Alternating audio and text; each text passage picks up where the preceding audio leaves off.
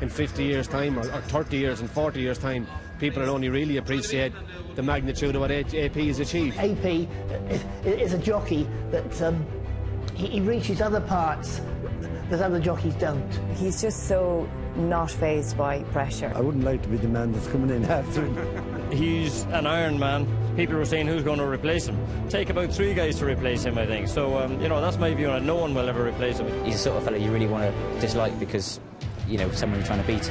And the annoying thing is, you know, everything about him is actually a nice person and actually easy to get on with. He knew how every horse in the race should be ridden, and he knew what ground they wanted, the distance. He knew everything, and that's why he used to pull a lot out of the bag, because he knew the horse wouldn't get home. On the 7th of February 2015, AP McCoy shocked the racing world when he announced that he would be retiring after the 2014-15 National Hunt season. During this programme, we will hear from those who know him best, his wife, his agent, those he's ridden for and against, as they reflect on what AP has achieved over the last 20 seasons and pay tribute to the man simply known as Champ.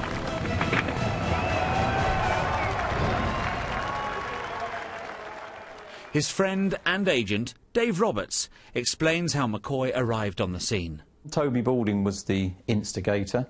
He rung me up one day and said, I've got a tape of this young jockey in Ireland. You want to have a look at it? He's very good.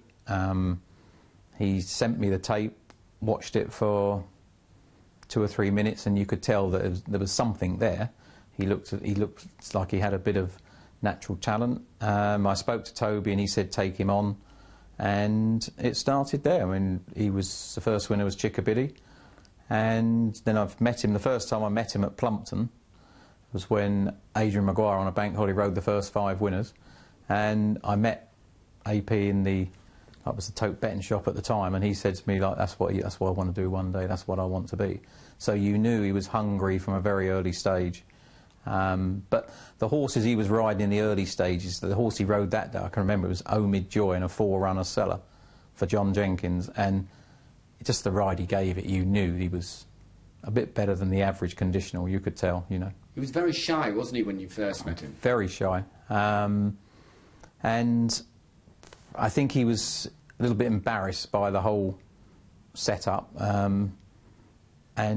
But it was quickly, again, you knew quickly he was growing in confidence, and he was the right man. Toby was a brilliant tutor, which a lot of the jockeys I've done have come through Toby's hands, and he would have been probably the best tutor in my racing lifetime, yeah. I mean, you couldn't have said at the time he's going to be a 20-time champion jockey, but did he stand out from the others? You can't say he was going to be that successful when he started out, but he was certainly, in the early stage, he was riding horses and winning on horses that he shouldn't win on as a conditional, and you thought you had something a little bit different to...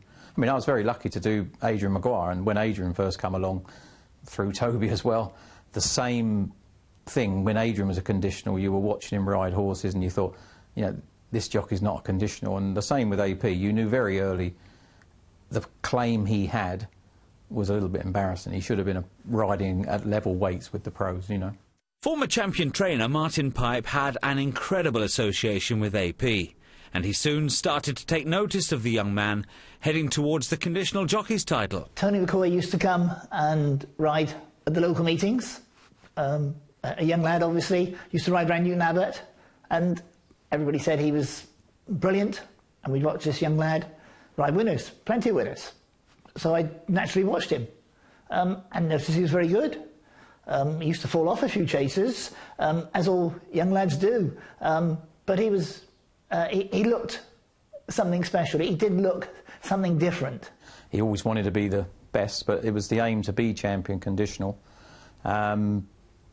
Toby said he didn't want his claim to go too soon, so for the first part of the season we were monitoring it a little bit, but it was clear after a few months he was in line to have a go at it, so, you know, we let him go, and thank God we did. He rode a lot of winners as a conditional. Sometimes if you do try to monitor a jockey's claim because it's in their interest, it gives them experience, and trainers like to use the claim, but with AP, I think it was clear you just had to let him go. There was no point. There wasn't a worry then that he could do it too soon? Not at all. No, you as I say earlier, you could tell that the horses he was riding, no disrespect, but they weren't top-class horses, but he was winning on novice handicap chases round Hereford in a 15-runner novice handicap chase off 10 stone 1, and he'd killed himself to do it then, and he'd lift them over the line. And Toby and I spoke one day and we just said, there is no point, we just got to let him go. The Pipe and McCoy combination became well established, and for 7 years they dominated the sport. Pipe explains why the partnership was so successful. I asked him to ride a few horses. I think one of the first ones he rode was at Hereford. I'm not sure what it was now, actually. And he rode at Hereford. It was favourite, a small field, and he won on it. He won the race, so it was good. Everything as expected. But he listened to what I said about the horse, how to ride it or whatever, and won easily. It was very good. So we gave him a few more rides. When you've got one that was fancied, you give him a few more rides. And this is when we were in 2 or 3 meetings at the same time. And eventually, when Peter Skoo retired, I asked him to ride a few. And it just seemed to click, and we seemed to have plenty of winners. I've dealt with a lot of trainers over the years, and the best trainers, and I feel privileged to have dealt with them, but I think when AP and Martin Pipe were together, that was probably the best relationship I've witnessed in racing. I mean, they were both totally obsessed with winning, and the partnership just went together. There was no corner cut. Every little detail was covered, and they just both wanted the same thing, and that's why they were so successful in my eyes. They were the perfect team. Apparently AP was telling me that he didn't want to ever say that Martin was wrong when he gave him orders, and he just said, well, I've ridden him wrong, but he used to ride every horse like he was told to ride them. Because, Martin knew exactly about everything about his horses, and if AP goes out and does what he says 99 times out of 100, they were successful. I mean, you all have different opinions and ride things different ways. I can't remember 2, but we must have had several disagreements, as you're bound to. You didn't ride a good race on that, and he'd come back and analyse it and say why he did it right or whatever, and you talk things through. And I remember saying one year, all season, this is not that long ago, I suppose, he'd been riding this horse, and I said to him at the end of the season, why did it take us all season to win with this horse? And we were just doing it all wrong. Both of us were doing it all wrong, but eventually things come right. So you've got to be able to change your mind, to adapt, and he's very adaptable at doing things. I remember one day I told him not to win too far. He mustn't win by too far on this horse. I said, because we've got another race lined up, I only want you to win by a length or a couple of lengths. You mustn't do this. And this was a good thing at Cheltenham. And he rode it, and he's going around at Cheltenham, and it's always won. And it's always won. And he's coming to the last, and he made a real mistake, a real Horlickson mistake, got it all wrong, and came back and finished second. And it should have won. And he came in a furious temper, and it was totally my fault. He said, I should have kicked on. Totally my fault. And normally he would have won the race. But we did win our main target, and he never rode it. We did win our main target. But it was totally my fault because I gave him the wrong instructions. As the championships continued to flow, AP's personal life was also developing, as he entered a relationship with a lady who would eventually be his wife, Chanel.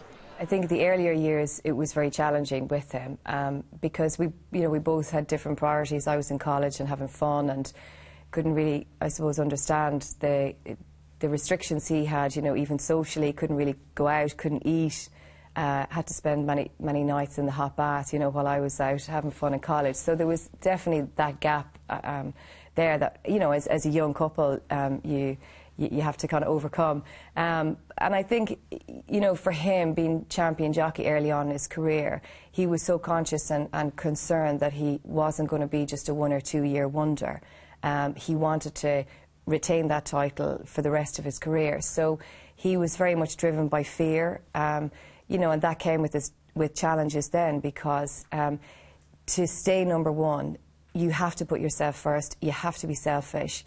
And, you know, well, me being in my early 20s and that, you know, that took a while to understand that. You know, so, but we muddled through and we're still here. You know, he does have a perception of having a very stern face and very serious at the races and probably a little bit grumpy and doesn't smile a lot. And I've always said this to him through the years, you know, that really you should smile a bit more at the races. You know, you've got kids there and, you know, that they've come to see you. And he's in a different mind frame when he's at the races. And, you know, he says to me, well, do you walk around your office smiling every day, you know, from ear to ear? And so I suppose it is the focus thing, it's the driven thing, you know, and that when he crosses the line, then he enjoys it for a few seconds after he crosses the line. But then, even when he's walking back into the winner's enclosure, he's nearly thinking about his next ride. And he has said, looking back over the years now, he regrets a little bit he hasn't enjoyed it more and he hasn't let himself enjoy it more. But, you know, but that's what made him. At the end of the 2003-04 National Hunt season, McCoy made an announcement that came as a surprise to most. He was to leave his position as stable jockey to Martin Pipe and take up a retained position with leading owner AP McManus. His agent, Dave Roberts, admitted that he hadn't expected AP to make the decision to leave Pond House. It was a surprise to me, just because of the relationship that him and Martin had. But again, it was sort of it was a situation I think AP thought it was right, and you go with it. I mean, you would never question his decision. You know, he's not someone who would make a decision rashly. It's going to be taken over a length of time, and clearly at this stage, and looking back now, it was a good decision to do that. And he's had some great years with, you know, John, Joe and JP, yeah. Season after season passed, with AP regaining the championship, passing milestone after milestone in the process. The distant dream of 3,000 winners was becoming a reality, and at a soggy Plumpton in early 2009, he reached that goal. At the time, it was an unbelievable feat, and one that many thought would never be achieved. To achieve 2,000 was exceptional. To then think after that it's possible that you could get to 3,000. You don't tend to think you're going to get to these levels because of the risks, but the nearer you get to it, you know, it becomes a reality, and then it becomes something quite important. And 3,000 in itself was, well, there's not many that will ever get there in their career personally, and you know, I do Dickie Johnson as well, and I don't know the exact figure he's up to, but for him to get past 2,000 and counting is amazing. I just don't think there's going to be many jockeys that will ever get to that level. And it so sort of epitomised him, mud splattered, had a fall the previous race. It was just, it was meant to be, wasn't it? Picked himself off the floor on a horse that should have won, and next race, you know, and as you say, it was like a traditional jump racing day, and for him to do it there was great. And you know, I think for a little track to have that, it was good for them as well, and no, it was a great day, great day. The next milestone was one that was threatening to elude the champ.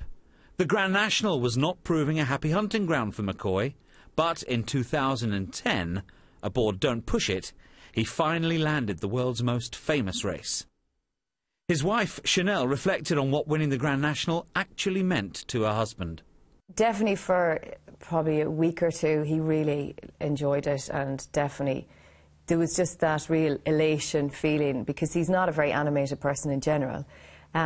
So he was actually particularly animated for definitely a week or two after that, and just really, really thrilled with it. But, you know, for him then, it's you know, after probably a week or two, it was back to business as usual, and, you know, back into the zone. And so he definitely didn't let it, he didn't spoil himself with the victory too much. What was it like for you and the family and everybody? Oh, I mean, it was great, like, because it was the monkey on his back, and I know that if he finished his career without winning it, then it would have always just niggled at him.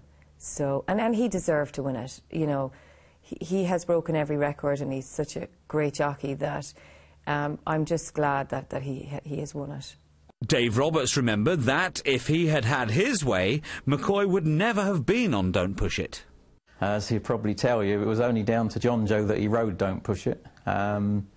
But it was something he had to do for himself. Personally, if he wouldn't have done that, it wouldn't have made any difference to me in the sense of he hasn't achieved. But to him, I think he had to win a Grand National to feel that he'd done the complete set. So I think that's, you know, that day to him will always be very special. I can't remember. What did you want him to ride in the race? Come on. I can't remember. It wasn't the winner. That was the time he could have sacked me, but no, it wasn't the winner. John Joe, it was John Joe's decision, and, you know, what a great decision for everybody. I thought something has got to happen, you know, and when they came to the elbow, I couldn't really watch it, to be honest with you, from their home, because I was thinking of Devon Lock, I was thinking of all sorts of things, because I didn't have any luck riding it myself. And we did have a couple of near misses, and you know, I just thought it wouldn't happen, you know, and when it all happened, it was just unbelievable, really. Fantastic day to be part of it all, and you know, it was just magical, really. We had some great parties at Martinstown and everywhere, really, so brilliant. You know, we've all been trying to win these races, and when it comes off and the way it came off, it was brilliant. The horse loved it, he was brilliant, and AP, it was like poetry in motion to watch it, really. And I thought it was that easy afterwards, why can't we do it again, you know, but it's quite difficult. After reaching his 3,000th winner and gaining success in the National, the next milestone seemed impossible. McCoy had admitted he would like to reach 4,000 winners, but few expected the landmark to be reached. However, the winners continued to flow, and in late 2013, the impossible became inevitable. This to me would sum up, I mean, even now I get sort of chills thinking about it. I mean, this would sum him up as a jockey and a friend. That whole day would just, to me, capture his career, which was to get to 4,000, which, I mean, if you break it down, you've got to ride for 20 years and ride 200 winners a year. Well, I'm sorry, it's not going to happen in my lifetime, and I don't think in any lifetime, but that's how I try to analyse what he achieved, which is totally off the radar. You know, it just can't be done again, I don't think. But as you say, the day before my dad passed away, and I wasn't going to go, and people in the family said, you must go. So I drove to Towcester, and then when the horse won, I went out to meet him like I normally do. And he pulled up, and the first thing he said was, "That was for your dad, he's watching down on us." And I thought, that just sums him up totally. I mean, it was his moment, but he was putting it as, to me, as my moment, and I just thought, as a person, a friend, a jockey, whatever you use him as, it was just, that's something you'll never forget. I mean, that's just so special to me. I think a lot of people thought that day, well, you could see that bond between the... You were plainly upset and pleased at the same time. Yeah, no. And he as well, you know, the way he sort of hugged you. He knew, yeah, he knew, and that's so, for what he said, it was a few simple words, but, you know, that is just him all over. To me, it's just, you know, as a person, I mean, forget what he's done as a jockey, as a person, I've got nothing but total admiration for him. Well, that was the way to do it, wasn't it? That was a typical AP ride, really. Like, it didn't look like it was going to happen, did it, from 3 out, really. And then coming to the last, the whole picture changed all of a sudden, and AP is his best, you know, and he just got the best out of him up the hill, and, you know, it was a fantastic day. Unbelievable performance to ride that many winners jumping, you know, it's unbelievable, really. And the amount of rides the man have, and he's so fit, and he gets plenty of knocks and bangs, you know, and to survive the whole lot of them, like, he's a bit of an Iron Man, isn't he? I was watching it on the television. I wasn't there, unfortunately, and it was a thrill. He couldn't even win then, really, jumping the second last. I thought, oh dear, he's not going to do it here. And go on, and of course he carries him home. AP is a jockey that he reaches other parts that other jockeys don't.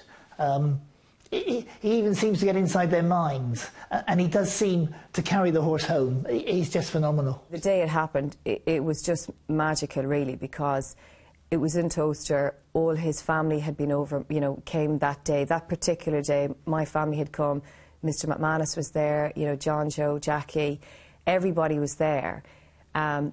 And I, you know, said to him that morning, I said, my goodness, like, it really needs to happen today, you know, because if not, the kids and I are on our way up to Sedgefield tomorrow. Everybody's everyone's going to be gone back to Ireland, you know, Mr. McManus is going to be gone, but, you know, there will be nobody in Sedgefield, just us. And, you know, he's just so not fazed by pressure, you know, and he just said, it will happen when it happens, Chanel. You know, if it is supposed to happen today, it will. And when it did, it was like, it was a huge relief because I didn't have to trek up to Sedgefield, but it was just lovely the way it all happened. It was a perfect day.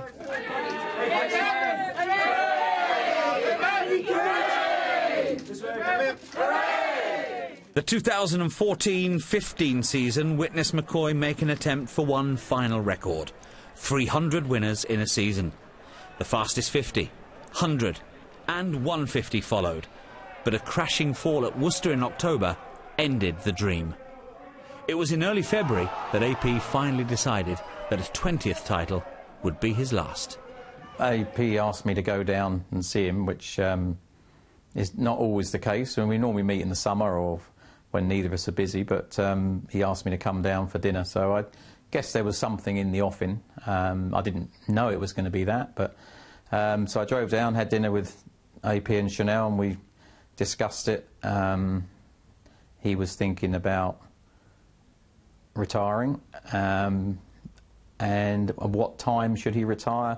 He wanted to get to the 200 winners this season. Again, another remarkable achievement, but he wanted to get to the 200 and then announce it then. And, you know, it was a 2 or 3 hour dinner, and it's the right decision at the time. I think he was at peace with the decision, though it was hard, but it was something he was at peace with. I think Chanel was over the moon because she's now hopefully going to have her man more. And, you know, then it was just decided how we were going to do it and when he's going to announce it. Will he go to the end of the season? Will he ride a winner here? But it's something which I think at the time I said to him, you won't realise how much following you get and how much media or how many members of public will want something of you. And I think he's been shocked by that. But I think it's the right decision. It's going to be strange working away next season and ringing up for rides and, oh, no, he's not available, so, you know, but you carry on and life goes on, and to me, personally, you know, it won't be matched, and I feel just so privileged to have been a part of his achievement. And that day at Newbury, I mean, you obviously went along, it was incredible. I was in another meeting, although I know him well, I couldn't believe it. It was probably one of the best kept secrets in racing. You know, I sat outside and obviously I wasn't going to be there if he didn't do it on that day. And after the first winner, I thought, well, that's 199. I didn't expect it to be Mr. Mole, but there we go. But it was in JP's colours, which I know is very special to him. But I knew at that stage he was going to announce it, so I just wanted to be there with him and reassure him that it was the right thing. And he did look down to me as we were walking and he goes, it is the right thing, isn't it? So I don't know if he meant, is it the right thing to retire or the right thing to announce it then? But I just said, yeah, this is it. This is the time. And it is the right thing. It's definitely the right time. I mean, as I say, it's going to be very strange for me in not having him on my books, but you know, the more I've thought about it, it's definitely the right time. And you know, to me, he's going to go out 20 times champion, unbeaten. You know, how many sportsmen can go out in any sport or any field and say, well, I've been unbeaten in my career, which is, you know, I mean, my job, the big days are very special to the jockeys and to the trainers and everybody, but to my job, I feel I'm judged on winners and numerically. You know, if I have 3 winners at Plumpton for AP, for 3 outside trainers, I feel I've had a good day's work. Obviously, from his point of view, he'd probably rather have 1 at Cheltenham, but to me, the winner at Cheltenham, he'd have probably ridden anyway, whether I was his agent or not. But if I can get him 3 winners here or 2 winners there, and so for me, I've always judged my career on numbers. So I think that's, you know, that's to be 20 times, as I'd call it, 20 not out is pretty impressive. He had spent some time with Mr. McManus at Christmas. He had discussed it with him, you know, because they are personally very good friends as well as professionally, and you know, Mr. McManus is a very good kind of confidant, you know, to Anthony as well. So he had discussed it with JP and he had made the decision with JP at Christmas. I wasn't privy to that, and I don't mind because it's a professional decision. I didn't have to be consulted. I didn't have to be the first or second to know. And then, in late January we had dinner. He asked Dave Roberts, his riding agent, to come over for dinner, and the three of us sat down, and basically during dinner Anthony had said to Dave and I that he was definitely going to retire at the end of the season, and he was going to announce it when he rides his 200 winner, which probably was about 2 weeks later. So it was a bit of a shock because I thought he might go on for another year, because statistically he's probably having the second best season in his whole career at the moment, and he nearly rode 300 winners, and but huge, for me, huge relief. I mean, I could just feel my shoulders dropping when he said it at the table, because it is so dangerous what he does. And I think now, having 2 kids, the safety element, Eve is very aware now when she watches Daddy on TV and she sees him falling and he's not getting up, that it upsets her, and it is very dangerous. So I don't know if I could have gone another year. I mean, I remember speaking to you both, I don't know, 3 years ago, and you said, I'm telling you what, mate, if you don't retire next year, that's it, you're on the... Had you just given up going on him? I had, because I just thought, look, he's got to make the decision himself. He's got to live with the consequences of his decision a lot more than I have to live with the consequences. And he's not going to listen to me anyway. He's very... He always makes his own mind up about things, and he's his own man. So I just had left it for the last year. We hadn't really discussed it at all, apart from the time he ended up in intensive care 18 months ago, when he had quite a serious injury. We did discuss it then, but that injury became a distant memory 2 or 3 weeks later when he was recovered and riding winners. It's the right decision, isn't it? Definitely, it is. And there's no element of regret for him, which is great, but he does feel very sad about it, and he is emotionally battling with it. And, coming home from Cheltenham, he came home from Cheltenham on Thursday evening. He was very, very sad. And that was probably the first evening that I really saw him upset and really, really struggling with it. But it's great that he is able to say, I don't regret my decision, I know what I'm doing is right, but I feel so sad about it. I'm going to so miss the boys in the weigh room, I'm going to miss the valets, as well, he said. And it's just the day-to-day routine. It's just struggling not having that routine, not having that comfort zone. I did think he might pack up this year, but I thought it would be about this time of the year, really. But when he announced it at Newbury, I was a bit surprised, really. And it's like everything, all good things have to come to an end, You're pleased in one way and disappointed in another way, because he's such a great guy. But it is probably the right time and the right thing to do, really.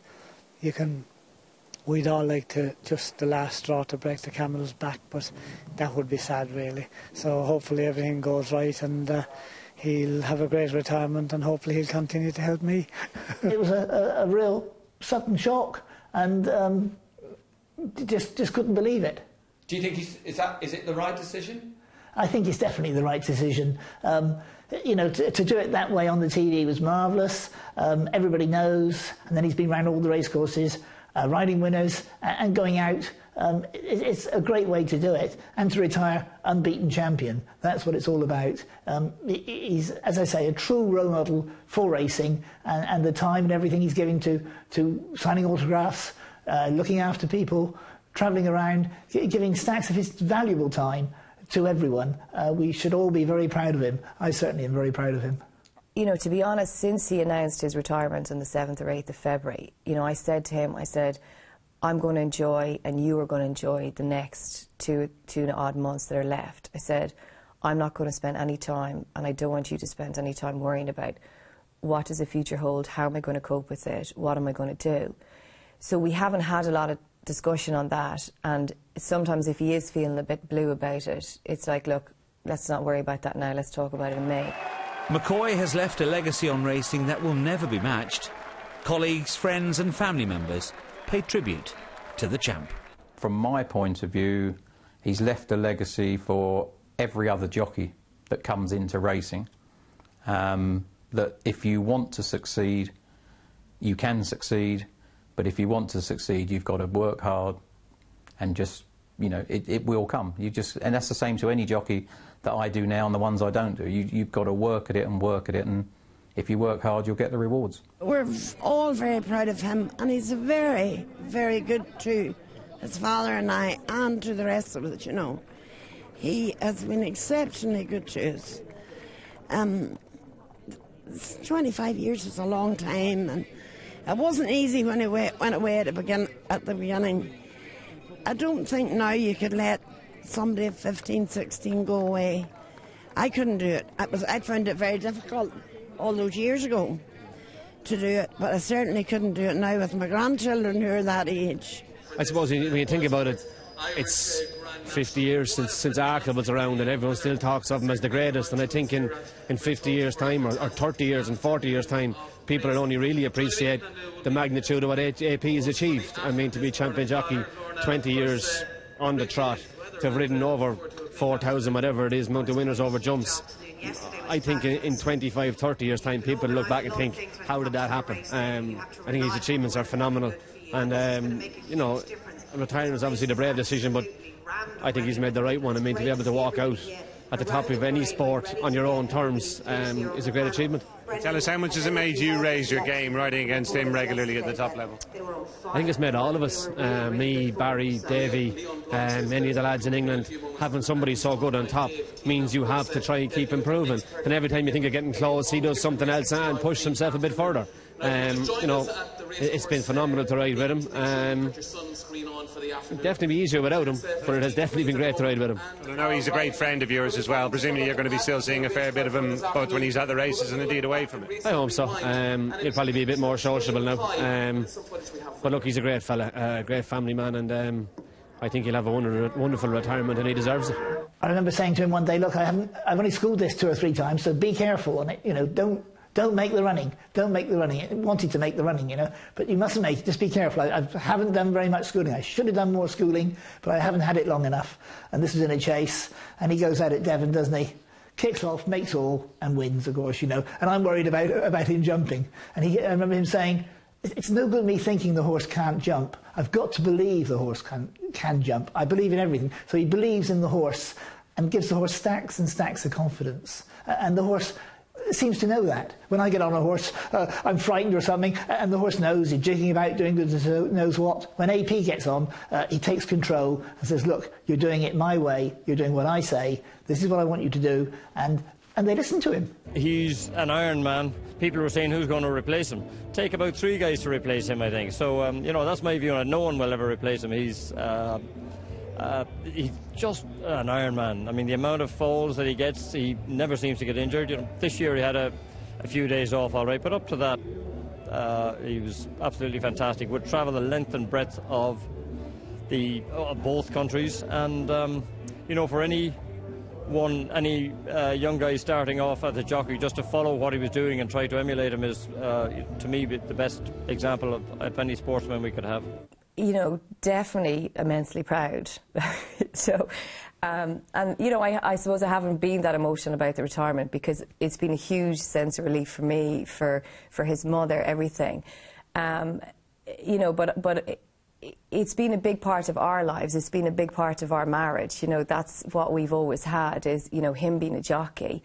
You know, so it will be quite exciting and maybe challenging, I don't know, you know, going forward, not having that in your lives and just adjusting to a new way of life as a couple, as well as him adjusting to a new way of life as a person, you know. But, you know, look, he's a superstar in so many people's eyes, and the kids and I, we totally appreciate how good he is, how well known he is in racing, you know, but to us, he's not a superstar at home. He never acts like one. You know, he's daddy, he's a husband. And I think it's lovely that the kid, you know, for Eve, she has so many memories. She remembers so well the 4,000 winners. She even, you know, remembers the Grand National. I mean, Archie will just have the lovely tribute videos and photographs to remember, but I think it'll be lovely for the kids to look back in years to come and have all that memorabilia, and have just to know that their father was so good at what he did.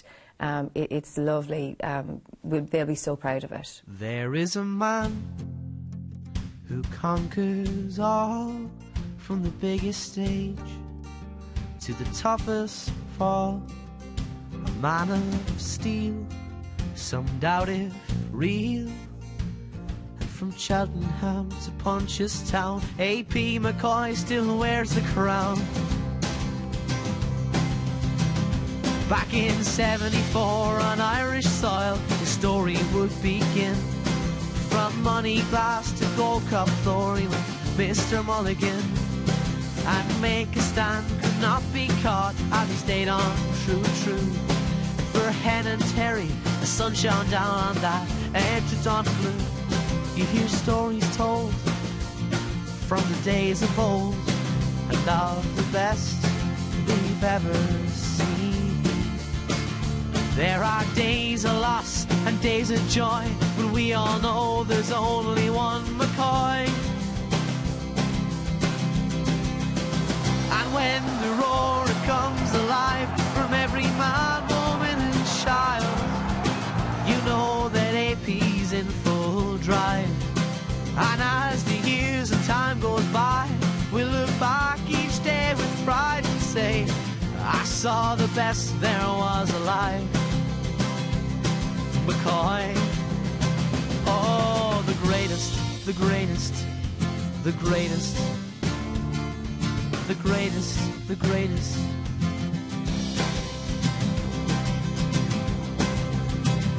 Every prize, it seemed, was in the keep of our champion AP. But Aintree called it national time for bid number 15. And what a day to dream in the golden green of Noreen and JP.